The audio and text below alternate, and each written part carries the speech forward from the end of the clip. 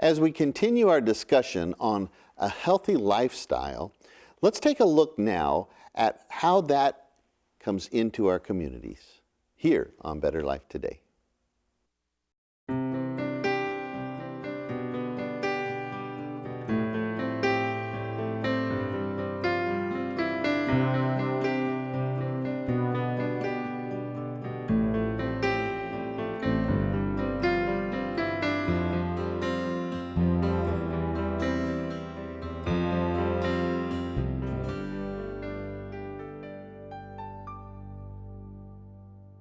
Hi, and welcome to this episode of Better Life Today. We're continuing our discussion here about the blue zones, and in our studio today we have Juliet I had it perfect. Palencius. Yeah. There we go. And here we have one that's not going to be that difficult. It's going to be Wayne Elwood.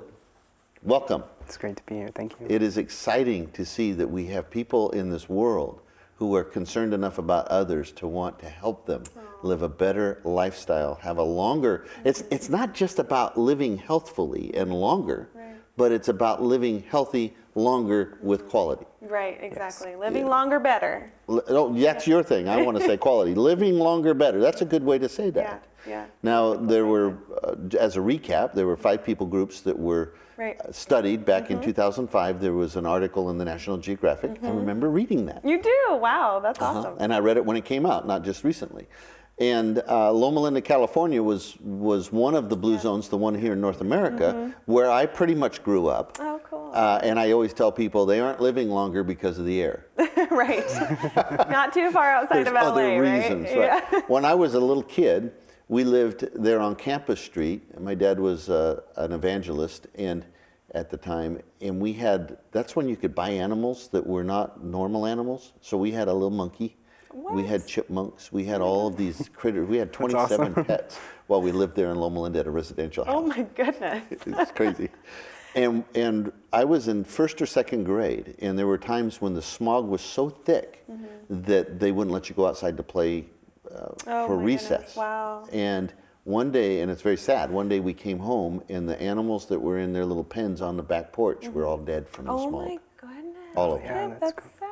It was very really sad. sad The monkey, story. everything. And so it's not the air that they study. Now today, of course, the air is much better, but it still gets somewhat smoggy down there at times. So there's other lifestyle factors that There are. folks are practicing in Loma Linda.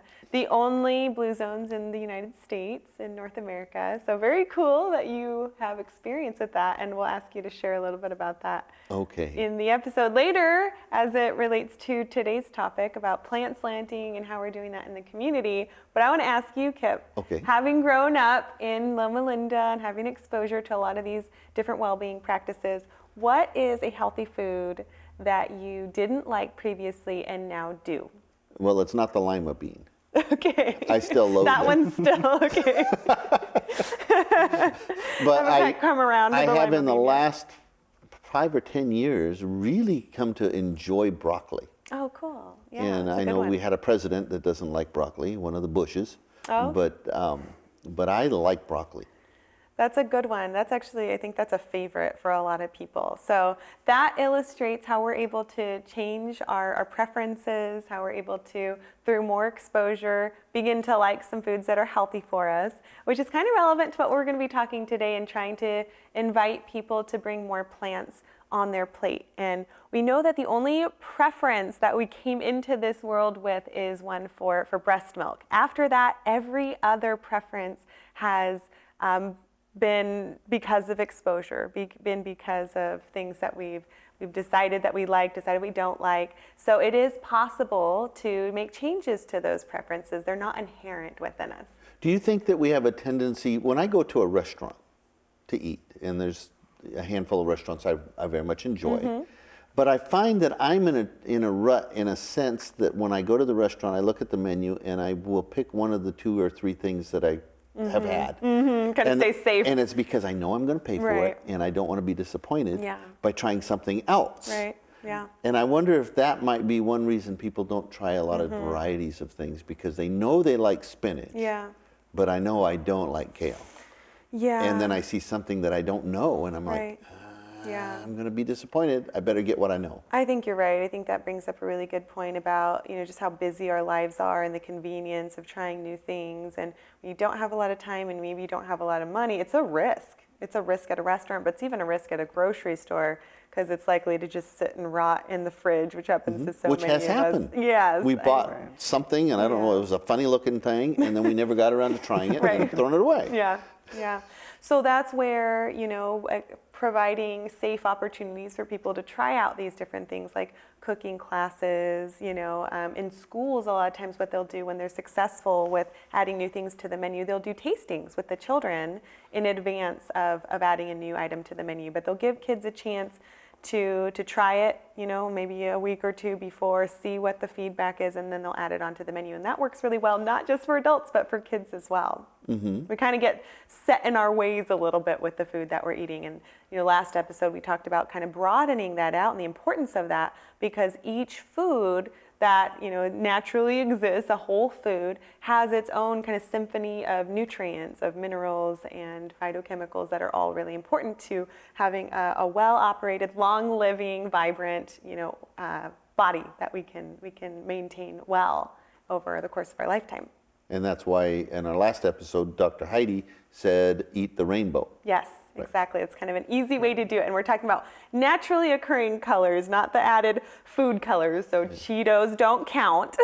We're talking about, the greens and the reds that are found in beets and red potatoes and yellow and turmeric and, all of these different things that are naturally occurring in whole foods. And so in general, then that gives you a nice balance of all of that stuff. Yes, exactly. Wonderful. And so what are the community statistics that we want to talk about?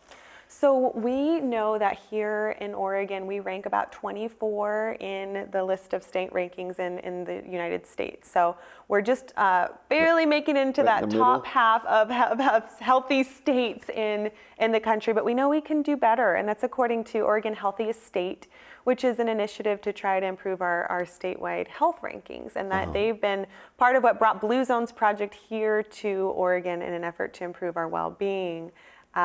Our northern neighbor, however, is ranking around 9, according to one of the sites that I was looking at. So why is it that they just over the border are doing a lot better than we are, and what can we do to improve? So Oregon Healthiest State brought Blue Zones projects to the state of Oregon. We have Blue Zones Project Umpqua, Blue Zones Project The Dalles, Blue Zones Project Grants Pass, and Blue Zones Project Klamath Falls that are all here to try to improve the overall well-being of a community and help people live longer, better lives based on the research done by National Geographic, where they went to these 5 longevity hotspots and tried to reverse engineer longevity. And they found that there's about 9 things that they're all doing. We call it the Power 9, which is a cross-cultural distillation of those best practices around well-being that are found in all these 5 different longevity hotspots or blue zones.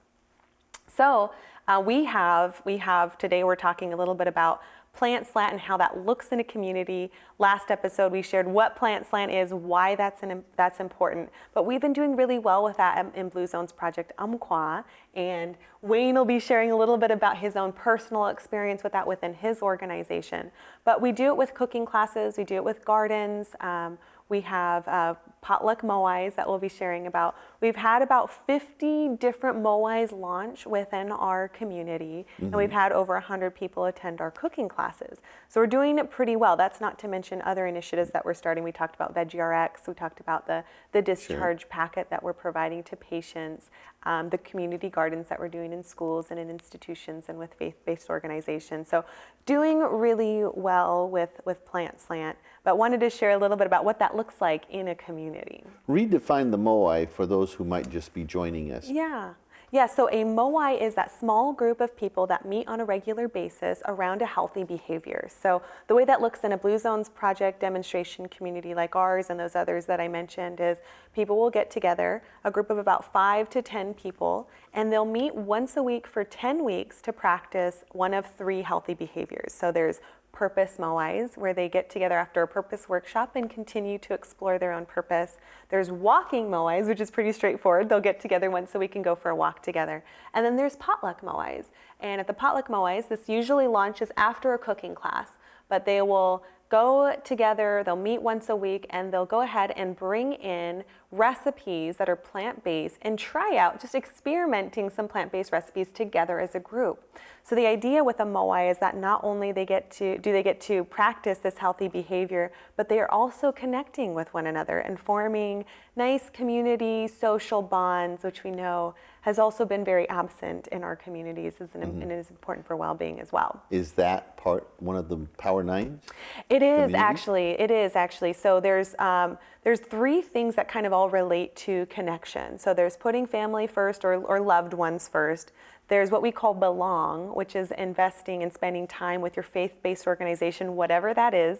But we know if people do that at least 4 times a month or more, that they'll actually live longer, healthier lives. And then there's right tribe. So that's making sure that you have people in your life that are encouraging you to make healthy choices. We call that right tribe.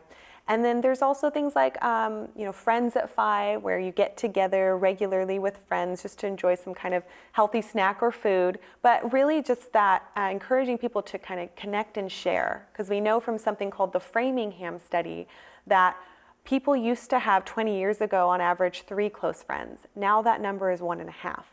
And then really? we're also seeing that isolation is really rising in our communities as well, and that can lead to some pretty serious health issues. How could that be? As My well. Facebook friends are 566. Yes, so, and I think that might be partially what it is that we're kind of substituting real face-to-face interactions with virtual interactions. And, initially I think people thought, really exciting, we can connect with all these people. But there's reports that people actually tend to feel lonely and empty after spending time on social media. So they're not getting that good benefit of connecting with their social relationships. It's actually sort of having the opposite effect. Yes. So real friends, real face-to-face interactions on a regular basis. Because that's the other thing is oftentimes we'll have our close friends, but we won't see them very often. We'll have a close friend that we see once a month. So it's about and our meeting regularly. lifestyles are just busy. Yes. Yeah, they're not really conducive to supporting those social connections. Right. Yeah. What about the statistics on the cooking classes? Yeah, so we've done really well. We are committed to providing at least 4 Plant Slant cooking classes over the course of a year, and we've had over 100 people come out to our cooking classes. So these are people that are interested in doing what we call plant slanting. So they're bringing more plants to their plate, because we know from the last episode that most people aren't doing that. Most people are below the minimum requirement for plant intake according to the U.S. dietary guidelines. So this is an effort to just provide that opportunity, make it fun, make it tasty for people that are interested in doing that. And we're happy to see that people in our community really are and are looking for opportunities to make that fun and feasible for themselves. Yeah, I know years ago, a church that I was a member of would do vegetarian cooking classes once a year. Oh, yeah. And they would just pack in people from Yeah. the community. So people are interested in health. Yes. And we're all interested in eating. We have to do that. Right. Yeah. So combining those 2 things and making it delicious and fun, but also feeding our bodies something that it can really run off so that we can live longer, healthier lives. Thanks for joining us so far. When we come back, we'll talk to Wayne a little bit about what his involvement is with the Blue Zones. Hi, and welcome back to Better Life Today. We're continuing our discussion here about the Blue Zones projects and this plant, what is it, plant slant. Yes. That's kind of fun to say. It is. If you can get it out of your mouth. What plant slant, which really is talking about having more vegetables and fruits in your life. Yeah, bringing more plants on the plate, kind of try to balance it out since Right. we've kind of gone all the way to the opposite extreme, and knowing that our longest living populations around the world do a lot more plants than we do, and they diminish more of their animal products. So how can we do that? Well, we do that through a thing called, we do that by eating more plants. I mean, that's obvious. But there's a thing that we do that kind of helps along the thing called potluck. Potlucks. Now, I don't do potlucks. And as a Christian man, I recognize we shouldn't gamble, and it has that word luck in there. Oh. So we call it Steer fellowship clear. dinner. Oh, I see. Okay, fellowship dinner. But a potluck, define what a potluck is. Well, for in general purposes, potluck is just people getting together. Everyone brings a dish and sharing a nice meal together. For Blue Zones Project, we do plant slant potluck moais. So there's a lot of probably terms to define in there, but we talked about moais already, those small groups that get together to practice a healthy behavior together. And then the plant slant, that's obvious, trying to bring more plants in. And so we've been launching those around the community, usually starting with a cooking class where we have some demos and people are able to sample some healthy recipes, learning how to taste plants when they're prepared in a delicious way, because we know that's so important. Yeah, it's very important. I had a lady try to get me to eat a avocado pie once. Oh, wow. Yeah, I did not. Because there's a risk involved there when you're trying something new, and like as we discussed earlier. But the potlucks, the cooking classes are free, so people can come, they can taste it. Usually the dishes are all pretty delicious, so it kind of inspires people like, hey, I want to bring more fiber into my diet, I want more nutrients in my diet, so this is a great way to do that. And if it's delicious, then it's convincing, and so people might actually go for it. So after the cooking classes, we give people an opportunity to continue exploring plant slant dishes by joining what we call potluck moais. So these potluck moais, literally at a cooking class, you might have 50 people. Some of them are strangers, some of them bring friends, but 50 people, and we'll say who wants to join a potluck moai, meaning committing to meeting once a week for 10 weeks and trying these plant slant potlucks together. We'll form these small groups, usually several small groups after a cooking class, and then they meet together, and oftentimes it's in someone's private home. They'll invite someone. So it's pretty incredible that people are willing to do this. It's a pretty big, like you're saying, risk. It's time, it's meeting with strangers, it's going to someone's home. So we actually have had great success in the community, which is pretty wonderful. We didn't know that was necessarily going to be the case for Blue Zones Project Umpqua, our demonstration community. And this is happening in other communities around the United States as well. So we've had about 50 moais, 50 of the different kinds of moais already launched around the Umpqua Valley, and many of those have been the plant slant potluck moais. And we normally do them in public, but lately we've been kind of shifting and providing them for organizations. So an organization like our community college or a business will say, can you come and launch moais within our organization? So we did that at Evergreen Family Medicine. That was one of the places where we went to launch moais. And I'll let Wayne kind of take it and share a little bit about how that experience was and the results of the moais so far at Evergreen Family Medicine. Okay. Well, Wayne, what do you do at the Evergreen Family Medicine? So I am in human resources there. Okay. And do a lot of different things from onboarding and credentialing and things there for kind of the all-around guy for whatever they need. We like all-around people because they get all around. So, but when it comes to health, what got you interested in this? So it's interesting how I got involved in Blue Zones. Actually, my sister called me up one day. I was up going to school, and she called me up, and she was very excited. And I was like, "What's going on? Like, what's the good news?" And she's like, "I found the perfect job for you." And she's like, there's this thing called Blue Zones, and I just heard about it, and you need to work for Blue Zones. And I was like, well, I'm kind of going to school, trying to finish my degree and stuff. Well, a few months later, I finished up school and was looking for work and got offered my previous job back in Roseburg at Evergreen. And when I came back, they were in the process of implementing Blue Zones in the workplace. And so I immediately jumped on board. I was like, yes, this is what I'm going to do. I'm going to implement this and see what it's all about. And it's been a lot of fun. And so now I get to implement Blue Zones with all the new hires as part of our onboarding process.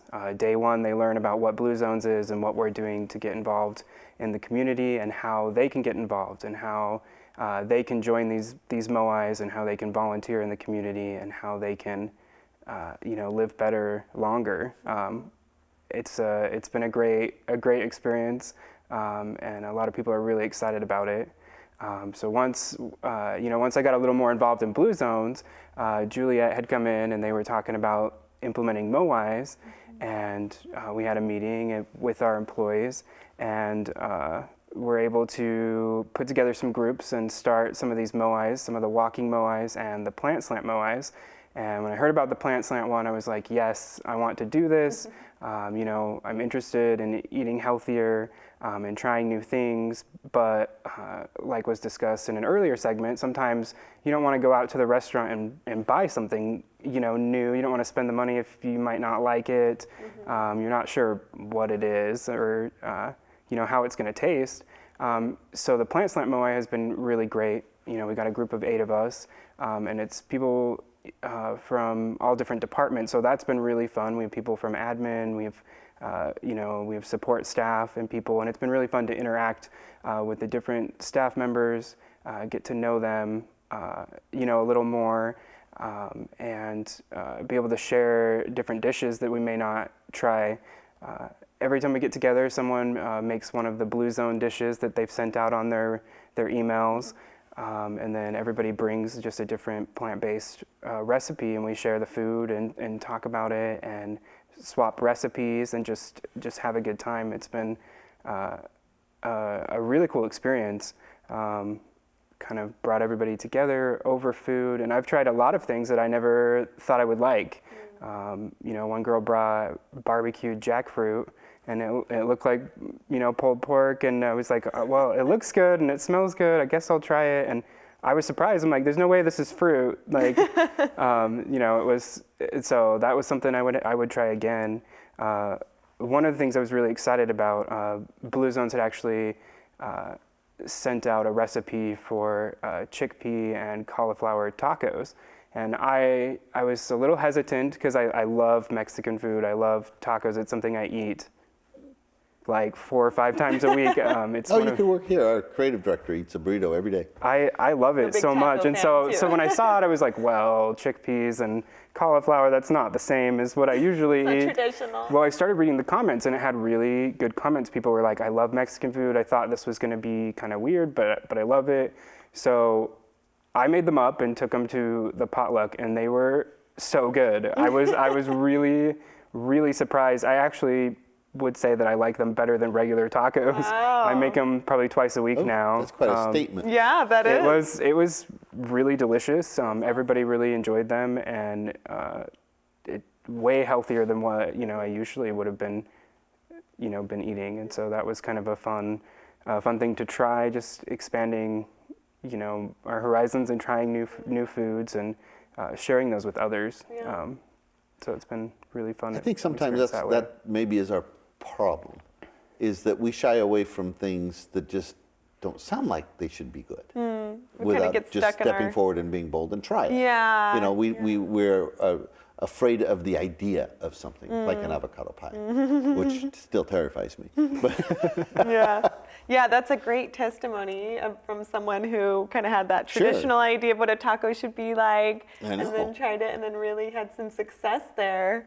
I'm curious to know too, because part of the Moai is trying out new recipes, but it's also connecting.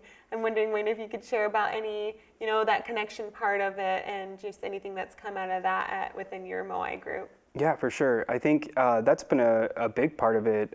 Being new to the HR department, you know, we're a pretty big company and we're growing rapidly. Right now we have over 200 employees. Wow. And so one of the things I've been trying to do is get to know everybody. And sometimes I'm so busy, like, you know, being able to have individual conversations with everybody in the building, I mean, isn't possible. And so having a little bit of time during the lunch hour where we can sit down with some of the people in the building and just have a discussion and have a good time and, you know, have some food has been really great, because I actually hear about things that are going on in other departments, hear about things that are going on outside of work, and kind of make stronger connections with other employees that maybe I wouldn't have had that chance otherwise. So it's been really great to do that.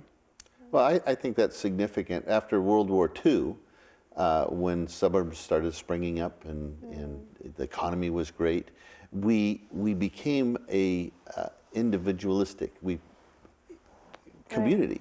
And where we used to be in the Andy Griffith days, you could walk across the street and talk to the person everybody knew each other. And our society is not that way anymore. So coming back to the Moais and developing these groups that intentionally get together for what we would call, in my circles, fellowship, friendship, to share something in common, and to just be together takes that away a little bit and Right. brings us back to community. Yeah. Because we're such busy people. Yes. Yeah. And with 1.5 friends. Right. I don't know what a half friend looks like. Yeah. That's I kind of like mystery. them. Yeah, so true. And it really is that intentional way to try to kind of combat that trend that we're seeing with connecting and really isolating ourselves. We get into our car and we go into our driveway or into our garage, shut the door, and then get out of the car. There is no need to ever talk with neighbors anymore.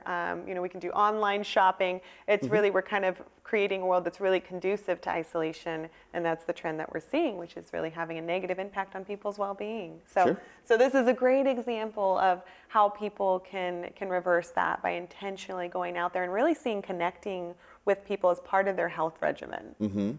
And then also practicing a healthy behavior around that, ideally. So you have had some experience with Slant potlucks yourself, I understand, Kip. Yeah, there's no plants in mac and cheese, but growing up as a Seventh-day Adventist, not all Seventh-day Adventists are vegetarian, and I was raised as a lacto-ovo vegetarian, cheese and eggs and milk, and the concept of pure plant-based veganism, is really something kind of new within our groups. But so every single potluck I've ever been to within our denomination has been plant-based or plant slant kind slanted, yeah. Because we just don't bring meat to our potlucks because most of us are vegetarians, and those that do eat meat don't want to take the risk of Kip's going, "Boy, this is really good." Well, it's beans and weenies. Oh. Right. So, but there's lots of different things that people will bring. And of course, we have lots of salads and lots of all of that. But let me flip that over just a little bit. I play bluegrass with a band and went to a different church, and they had a potluck, and there was nothing but meat there. All I could find to eat was a little bit of salad and a piece of bread. That was it. And it really took me back. It's like, that is not what I'm used to. Right. Wow. Right. And that's not making the healthy choice easy, right? That's really challenging. It is challenging. Well, we've had a wonderful discussion, and I wish we could go longer, but we're out of time. So folks, thanks for joining us. God bless you, and we'll see you next time.